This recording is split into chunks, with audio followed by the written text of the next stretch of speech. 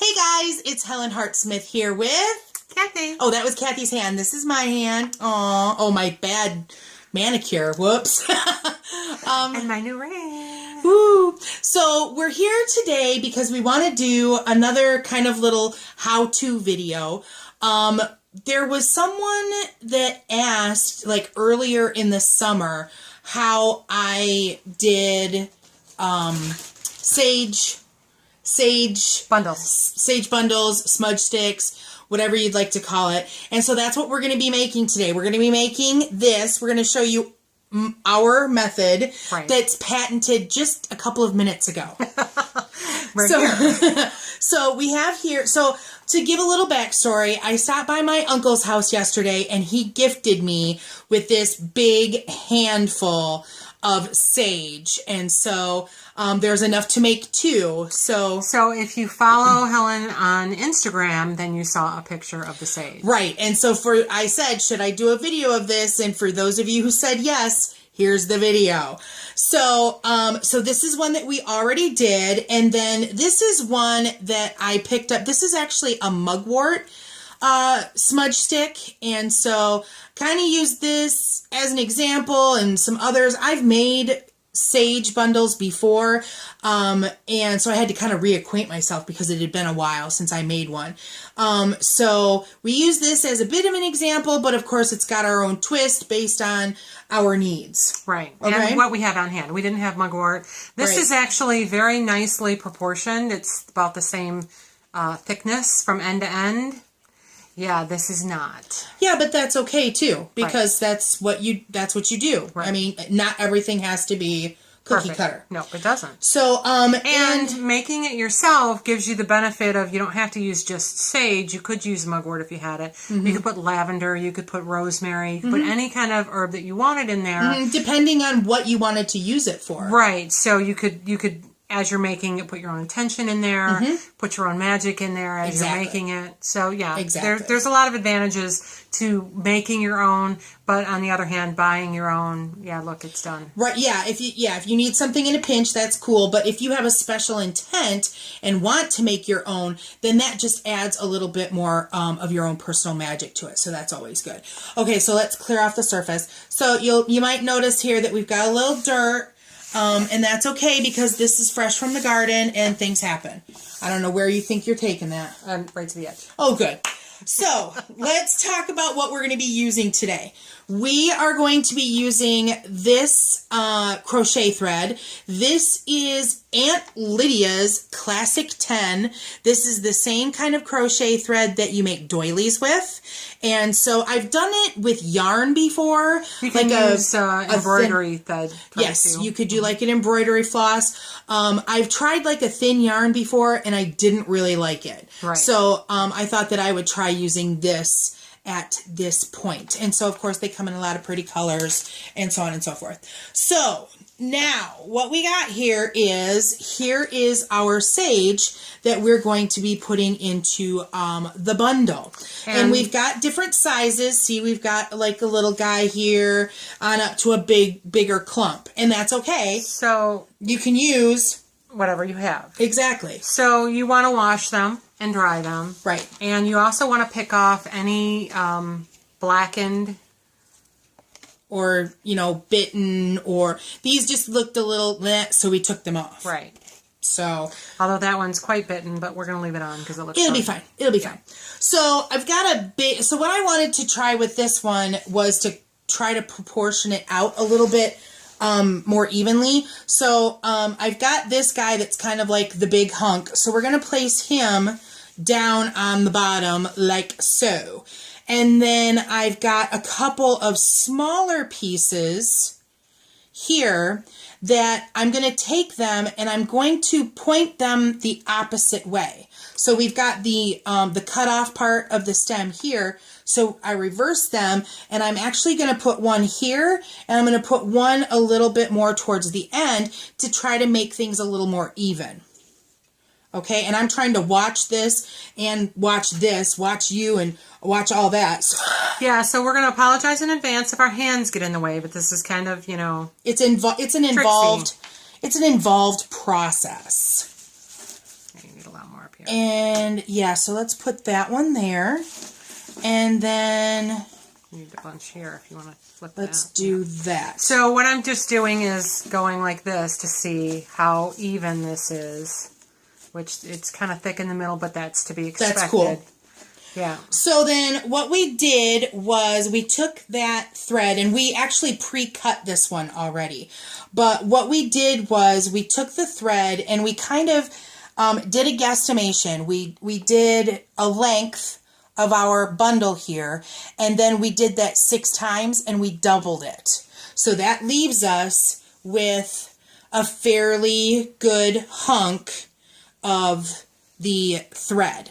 Now, what we wanted to do with this that's a little bit different than this one, for anyone who's used a bundle like this, what traditionally happens is you'll start at one end and it gets wrapped around a couple of times, and then you zigzag it down and it goes around a couple of more times and you zigzag it down and stuff like that. And then when you start to burn it, those threads don't hold. And once they burn, they're kind of really not holding it together anymore. And I find that annoying as all get out.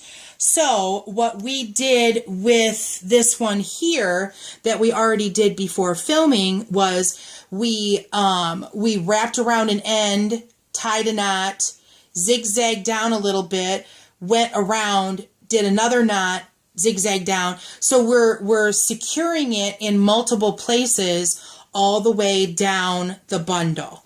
So that's what we did here, and that's what we're going to do here. So what we do is this, I left it kind of folded in half, so I know that this is the center of my length of thread.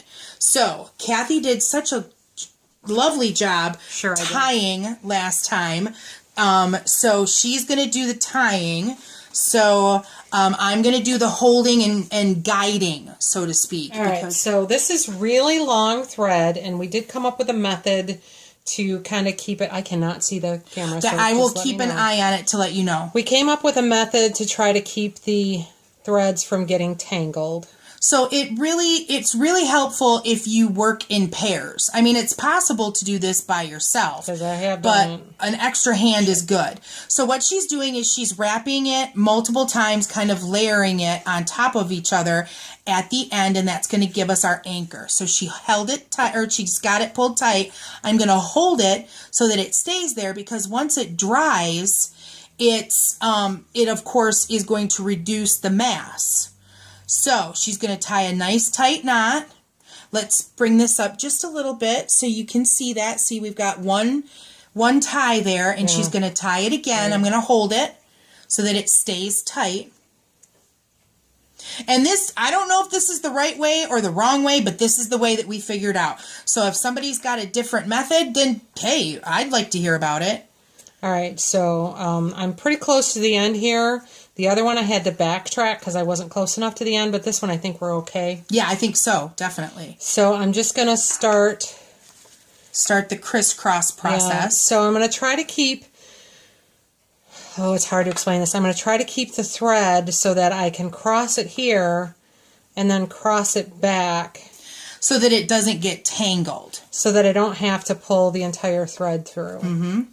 Now, one thing to kind of be aware of when you've got your plant matter that's so green is, of course you want to tie it tight, but be careful how tight you make it, because you will lacerate some of your plant matter, and then that could make it so that plant matter will fall apart once it's dry. So just kind of be aware of that. And, do you need me to hold it higher? I can hold it higher. Yeah, a little bit. We gotta try to get all these. And so the leaves don't want to cooperate, and they don't want to stay in, and that's fine. I mean, you might end up losing some as it's drying. And quite honestly, if you're doing this for your purpose, for your own personal use, then if you felt like you had your crisscrosses spaced too far apart, or something like that, you could always go back and add another layer of string. Absolutely. There's absolutely no reason why you couldn't. So that's definitely an option. And as far as like how, let's tighten that one up a little bit. It feels a little loose. Okay. You know, how wide you do your crisscrosses, that can be a matter of how many little leaves do you have. This one I think had a lesser amount of smaller leaves than that first one that we did. Mm-hmm. So this one almost feels like it's going a little easier, and that of course could be just because it's the second one that we did. Yeah, I think I'm spacing it out a little bit better. So yeah, so you know, it doesn't have to, don't think that you've got to make it like symmetrical or equally spaced or whatever. It's okay. You're making this. This is yours. I mean, if you're going to gift it to someone, you know, you might want to look at using colors they like. Want to flip it? Yeah. So we got so far, and then we flipped it just so that it's, you know, closer to her, because she's doing most of the work here with the crisscrossing and stuff like that. And it's easier for Helen to hold it than it is to just hold like an inch at the end. Mm-hmm. Now, I don't know how much you can see that how I'm doing the thread, but let me see if I can talk it through this time. There's leaves. Okay, so these are separate. I'm crossing them underneath, but I'm not pulling the whole thread through. When I come back up to the top, I'm kind of untangling it so the threads are on the right side, and that way I don't have to pull a big long piece of thread out. And that way she's keeping one thread to her left and one thread to her right. So she's not fighting to keep the threads from tangling. Okay. And that was a little tricksy for me to figure out on the other one, but I did. Mm-hmm. Dang it. All right. And we got some leaves that are trying to escape. Mm-hmm. So.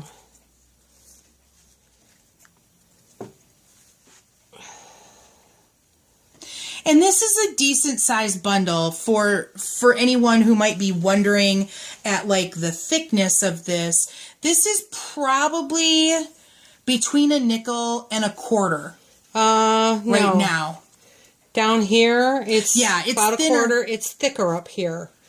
Remember when I said it's kind of thick in that spot? Yeah. Yeah, but this is definitely like a dime size here, and then it gets a little bit bigger. So it's not as thick as the mugwort one, but this is going to be a really decent sized smudge stick to use for a cleansing purpose. Do this again right in this spot because the leaves are all different sizes. Yeah, and they're trying to all come out here. Yeah. And after I just explained how to keep the thread separate. They're finally short enough for me to not worry so much about that. And then we got some thread left over, and that's fine. We could and might wrap it back down. Right, you definitely could. Mm-hmm.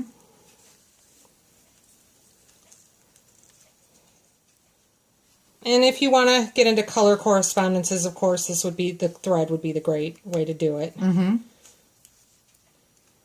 You could do flowers. However, when working with some kind of plant matter that you're going to burn, I would caution to make sure that it's not toxic when it burns. Mm-hmm. Make sure that you burn it in a well-ventilated area. I'm just going to wrap this back down. Mm-hmm.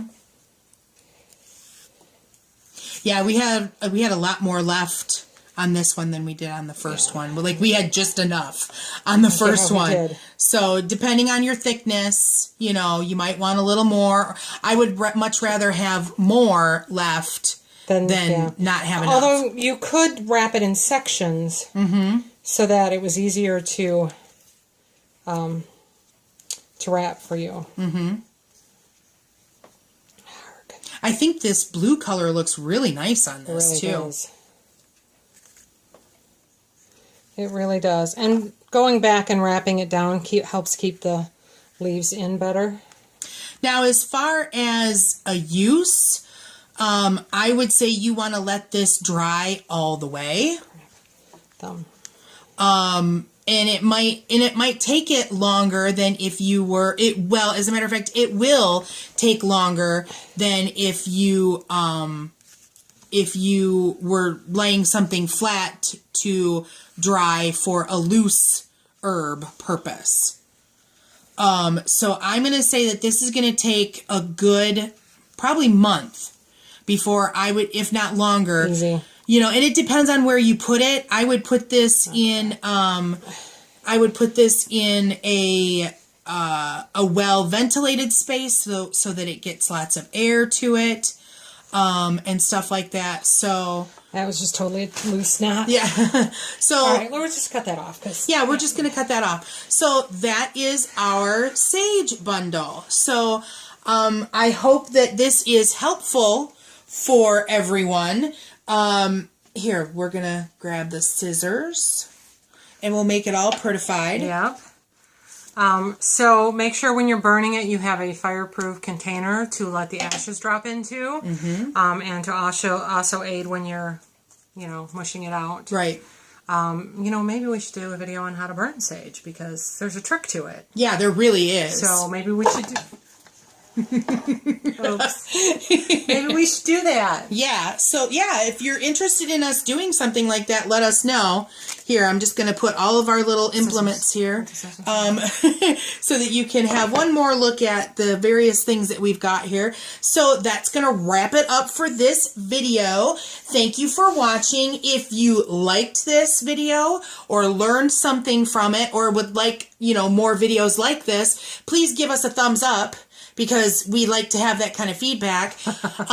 Also, if you've made something like this, or if you have a suggestion for a how-to video like this, definitely let us know in the comments section below. Send us an email. Right, you can send us an email at theheartofthewitchespath@yahoo.com. Is it the Heart of the Witch's Path? No, it's not the. Just Heart of the Witch's Path at yahoo.com. So subscribe if you haven't done so already. Tell your friends about us. Definitely. And there's an Instagram account. That's where I originally posted the idea, should I make a bundle, and show how to do it. And of course, that's Heart of the Witch's Path at Instagram, or whatever the dealio is. Search for Heart of the Witch's Path, all one word. And that's going to be it for this video. So thanks for tuning in. And thanks for watching. And until next time, blessed be.